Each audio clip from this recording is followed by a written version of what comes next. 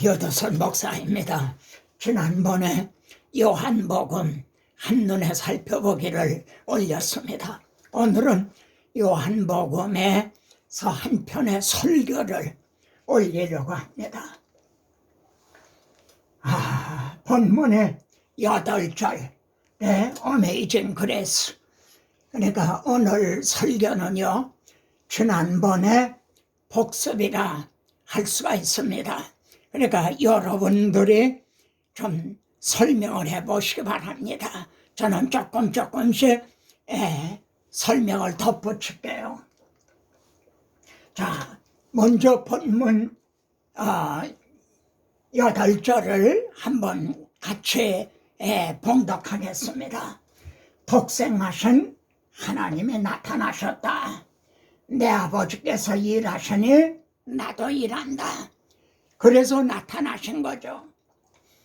내가 이를 위하여 이때 왔나이다. 창세기 3장 15절부터 골고다까지 오셨다는 그런 뜻이 되죠. 그리고 주님은 말씀만 한 게 아니라 다 이루었다.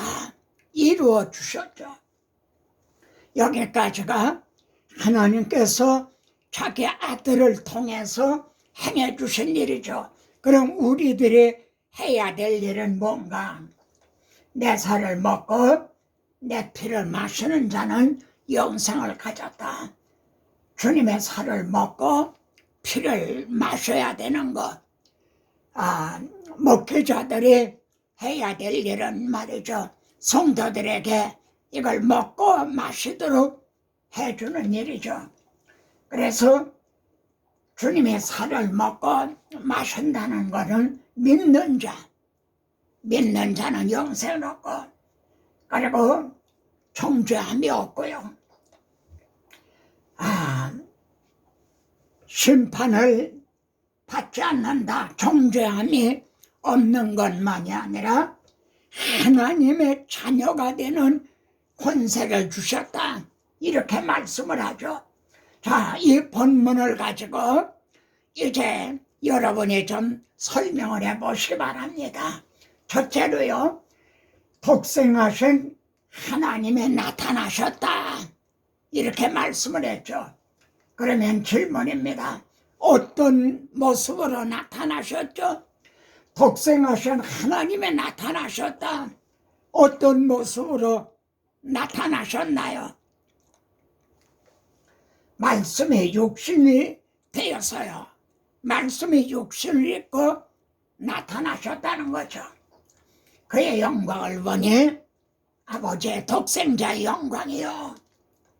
자, 그런데 말씀의 육신을 입고 나타나신 그분이 누구라고 말씀하죠? 여러분이 설명 좀 해보세요. 그분을 누구라고 말씀합니까? 하나님을 본 사람이 없으되 아버지 품속에 있는 독생하신 하나님이 나타나셨다.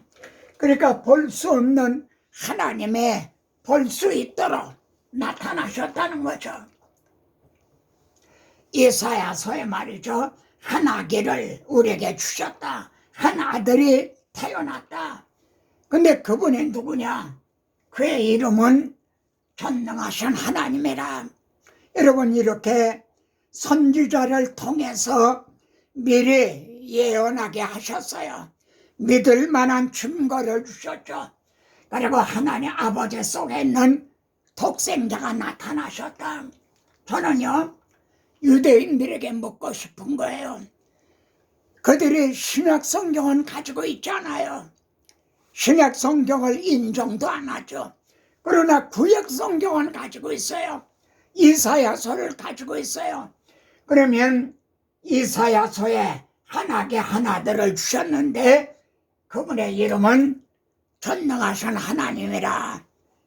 이 말씀을 너희는 믿느냐? 어때요?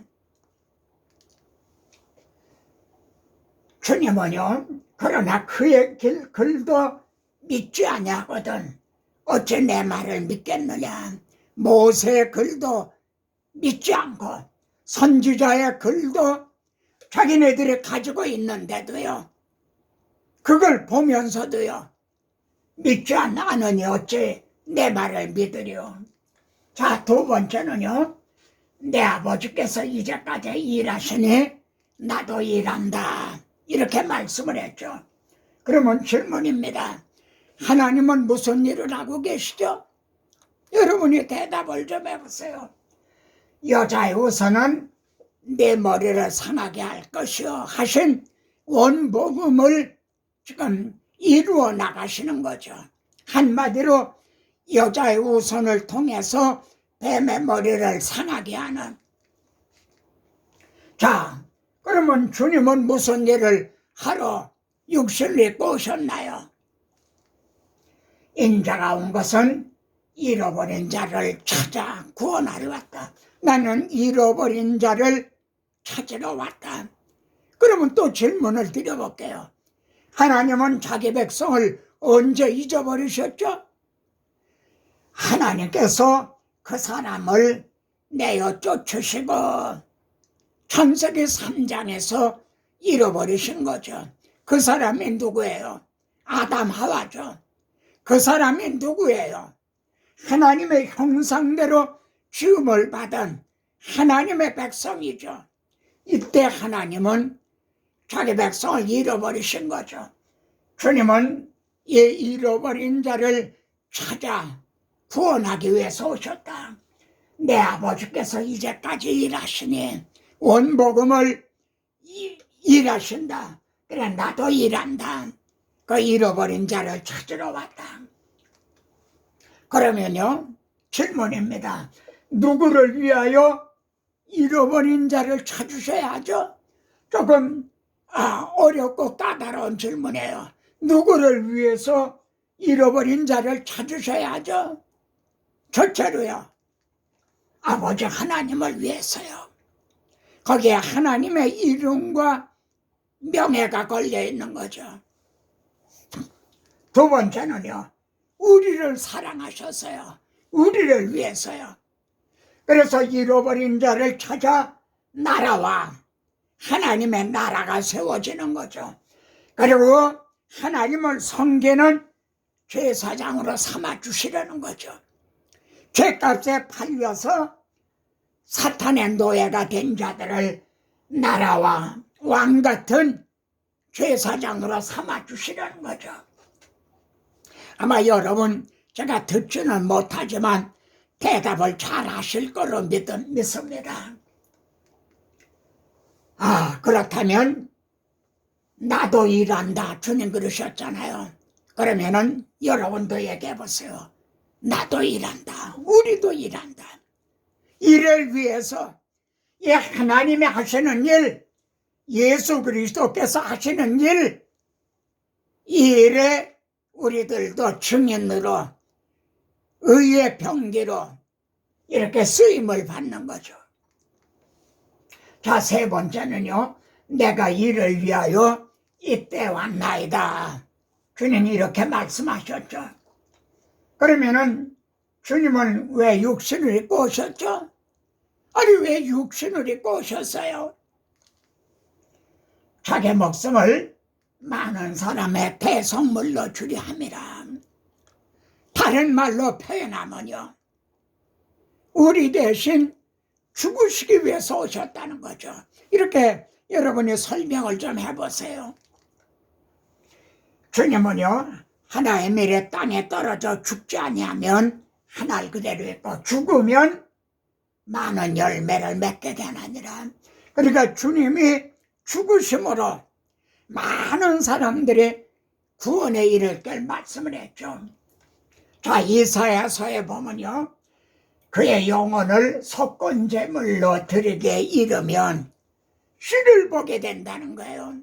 그래서 아버지께서는요, 하나님께서는 그로 상함받게 하기를 원하셨다. 십자가 지기를 원하셨다는 거죠. 이 씨를 보게 하기 위해서요. 밀알 하나가 땅에 떨어져 죽음으로 잃어버린 백성을 찾으시기 위해서요. 여호와께서는 우리 모두의 죄악을 그에게 담당시키셨도다. 유대인에게 묻고 싶습니다. 이사야서를 가지고 있죠. 그 예언을 믿느냐? 주님은 네 번째로요, 다 이루었다 말씀하셨죠. 다 이루었다. 테텔에서 다. 그때 무슨 일이 일어났나요? 이렇게 선언하셨을 때 무슨 일이 일어났나요? 1500년 동안이나 죄로 말미암아 막혔던 수정이 열려졌죠. 그래서 주님은 문이 되주셨죠. 하나님 앞에 나아가는 문이 열려진, 구원의 문이 열려진 거죠. 예, 성서 휘장이 위로부터 아래까지 찢어져 둘이 되고, 그때 구원을 이루셨네. 마치 피 한 방울 나를 위해 흘렸네. 그 피로 내 죄 씻었네. 그때 구원을 이루신 거죠. 자, 다섯 번째입니다. 내 살을 먹고 내 피를 마시는 자는 영생을 가졌고 그러셨어요. 아무나 영생을 갖게 되는 게 아니에요. 그냥 입으로 주여 주여 이렇게만 하면 영생을 갖게 된 게 아니라 내 피를 먹고 내 피를 마시는 자는, 그러면 말이에요. 질문입니다. 보다하고 주님의 살을 먹고 피를 마시는 방도가 뭔가요? 여러분이 예수 믿는 사람, 형제를 만나시거든 물어보세요. 형제는 예수님의 살을 먹고 예수님의 피를 마셨다는 그런 확신이 있습니까? 주님은 내 살을 먹고 내 피를 마시는 자라야 영생을 가졌다 그러셨습니다. 물어보세요. 뭐라고 대답을 할까요? 말씀에 육신이 되어 오셨죠. 말씀에 육신이 되어 오셨어요. 그러니까 말씀을 받아 먹으면 주님의 살을 먹는 게 되는 거죠. 그래서요, 성전에 서서 이 생명의 말씀을 백성에게 전해라. 베드로에게 이렇게 말씀했죠. 생명의 말씀. 이것이 이 생명의 말씀을 받아 먹는 게 주님의 살을 먹고 피를 마시는 게 되는 거죠. 여러분, 무슨 이미지입니까? 성찬식이죠. 저는 정말 이 유도선 유튜브를 시청하는 구독자 여러분하고요, 제가 하나님 앞에 가기 전에 감동적인, 감격적인 성찬식을 좀 한번 가졌으면 좋겠어요. 제가 일본에 가서 이렇게 성찬식을 가졌어요. 그랬더니 거기 모였던 목사님들, 성도들이 자기가 평생에 이처럼 감격스러운 성찬식을 처음이었다는 거예요. 나는 여러분과 함께 좀 갖고 싶은 거예요. 요한은요, 사도 요한은 요한일서에서 생명의 말씀을 우리가 눈으로 본 바요. 눈으로 보았다는 게 뭐예요? 말씀의 육신이 되어 오신 예수 그리스도를 보았죠. 사도들은 주님을 본 사람들이에요. 그리고요, 우리의 손으로 만진 바요. 실제 사도들은 주님을 만져보기도 했죠. 근데 이 말씀이요, 여러분의 성찬을 할 때 떡을 들고 잔을 들 때 그것을 신학적으로는요, 우리가 손으로 만진 말씀이다. 마음이 찌르르해지네요. 아, 내가 구원의 잔을 들고 여호와의 이름을 부르며, 여러분이 성찬 잔을 받을 때 우리 손으로 만진 말씀이다. 신학적으로는 그렇게 말해요. 그리고요, 게리그만 이 십자가 복음을 선포하는 이게 게리그마예요. 선포되는 말씀. 그때 하나님의 말씀은 살았고 운동력이 있어서 허물과 죄로 죽었던 자가 살아나는 거죠. 나사로야, 일어나 나오라. 그건 육적으로 일어나 나왔지만 여러분이 복음을 게리그만 선포할 때 허물과 죄로 죽은 자가 벌떡 일어나는 거예요. 에스겔에게 보여줬던 해골들이 생기가 들어가니까 살아나는 거죠.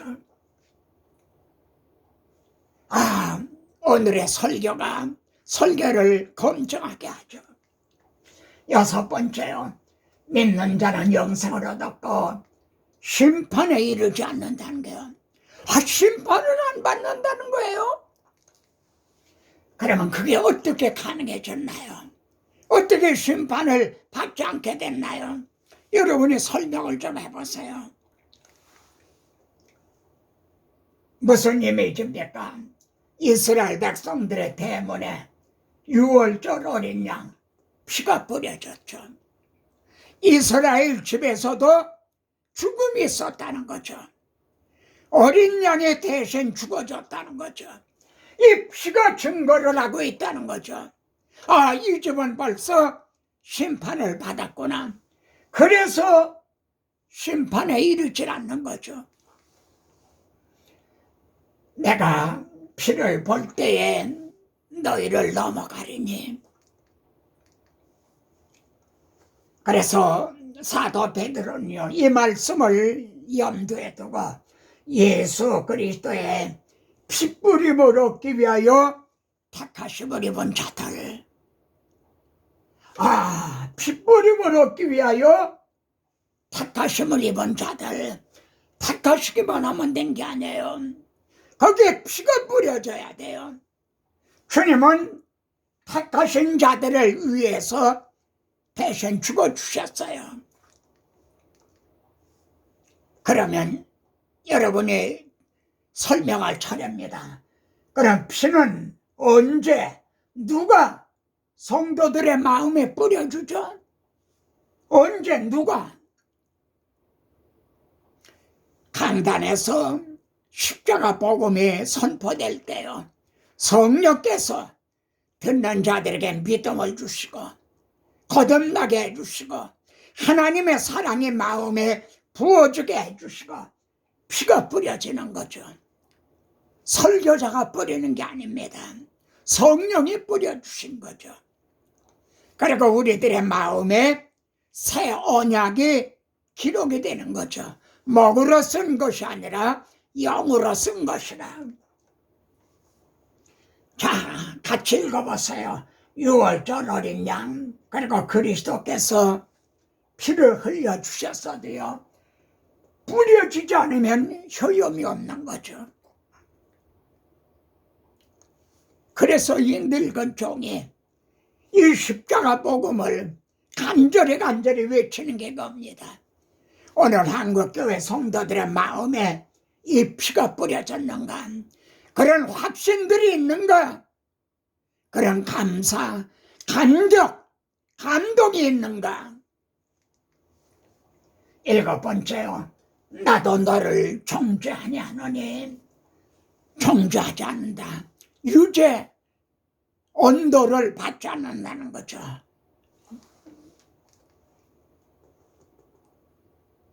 가는 현자에서 끌려온 여인에게 나도 너를 정죄하지 않았느니, 이 여자는요, 억울한 일을 당하는 게 아니에요. 현장에서 끌려왔어요. 그런데 어떻게 정죄하지 아니한다 하시나요? 여러분이 설명해 보세요. 어떻게 정죄하지 않는다는가? 이 여자만이 아니라 우리들도 현행범이에요. 그리스도 예수 안에 있는 자에게는 결코 정죄함이 없나니 아무나 정죄함이 없는 게 아니라 그리스도 예수 안에 있는 자, 그리고 밖에는 피가 뿌려진 자, 이스라엘 백성들이 피가 뿌려진 대문 안에 있었죠. 그리스도 예수 안에 있는 자, 그들만이 정죄함이 없는 거예요. 이 여인이. 그리고 우리가 예수 그리스도를 만나지 못했다면 이 여자는, 그리고 우리는 틀림없이 돌에 맞아 죽고 우리는 심판받아 멸망받게 되는 거예요.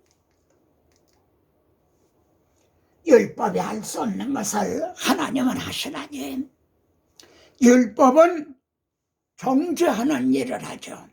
모세는 이런 자는 돌로 치려 하였나이다. 그런데 하나님은 어떻게 해주셨죠? 여러분이 설명 좀 해보세요. 하나님은 어떻게 행해주셨죠? 자기 아들을 죄 있는 육신의 모양으로 보내서 육신의 죄를 정하사 정죄, 우리 대신 정죄를 하신 거죠.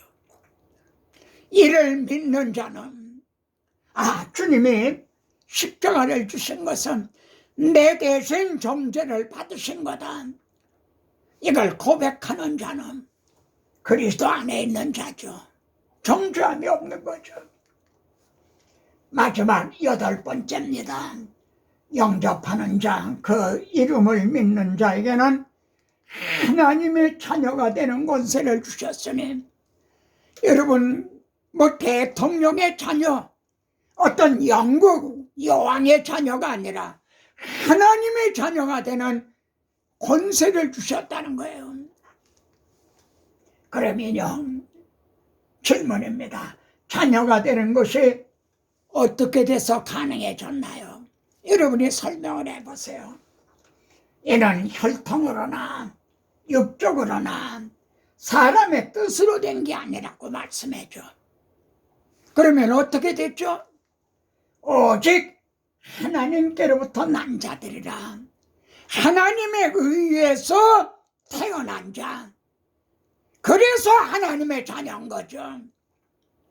이게 중생인 거죠. 그래 제가 이 중생을 그렇게 강조하죠. 바울은 내가 복음으로써 너희를 낳았습니다. 그런데 여러분, 자녀면 우리는 심판에 이르지 않는다, 정죄함이 없다, 지옥만 면한 게 아니에요. 하나님의 자녀가 됐어요. 근데 자녀가 된 것이 또 끝이 아니에요. 자녀면 상속자라는 거예요. 탕자의 비유에서 맏아들에게, 야 이놈아, 내 것은 다 내 것이오늘 너는 그래 염소 새끼 한 마리 위해서 일했단 말이냐? 상속자, 곧 하나님의 상속자, 그리스도와 함께한 상속자다. 그러면은 이 말씀을 받은 우리의 사명이 뭔가요? 우리가 그와 함께 영광을 받기 위하여 그리스도와 함께한 상속자, 그리스도와 함께 영광을 위하여 고난도 함께 받아야 할지니라. 자, 오늘 말씀에는요, 하나님의 행해 주신 일, 우리 주민들이 해야 될 일, 하나님이 해주신 일은 독생하신 하나님이 나타나셨다. 내 아버지께서 일하시니 나도 일한다. 내가 이를 위하여 이때 왔나이다. 다 이루었다. 이건 하나님께서 자기 아들을 통해서 이루어 주신 거죠. 그럼 주민들이 할 일이 뭐예요? 바울은 그런즉 듣지도 못한 일을 어찌 믿으리요? 여러분, 복음은요, 교회 안에 있는 사람들에게도 필요합니다. 교회 안에도 복음을 듣지 못한 사람들이 많아요. 저는 예수 믿으면서도 몇십 년 믿었는데도 복음을 듣지 못했어요.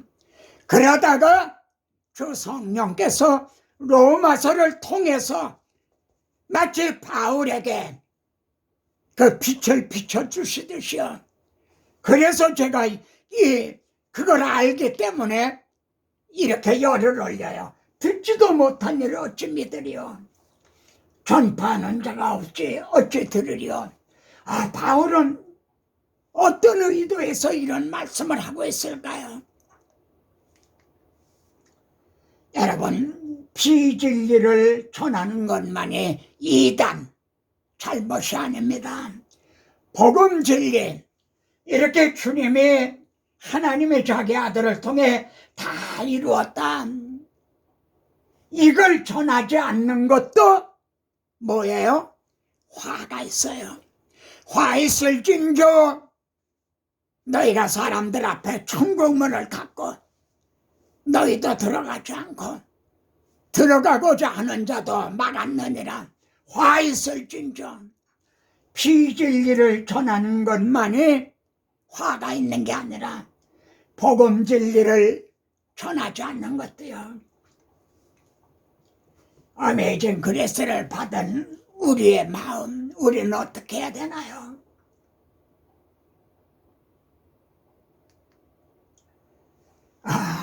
어메이징 그레스.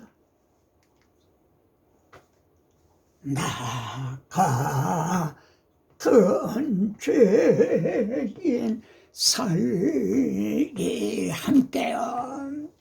주 내 놀라와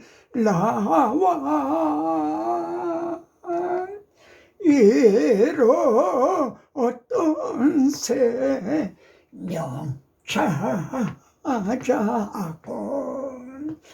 광명으로 건네. 제가에는 중국 여러 곳에 다녀서 하던 그 현수막 뭐 이런 게 많이 붙어 있습니다. 제 몸은 한국에 있지만 제 마음은 여전히 정말 중국 선교지에 가 있는 것 같아요. 지은된 허등 간텐 워죄 이드 쉐멘 젠오 실상 젠폐심히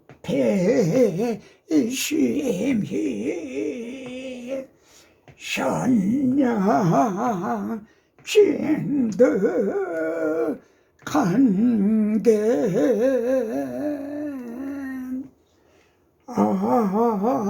아멘. 다음 시간에는 사도행전 한눈에 살펴보기를 전하겠습니다.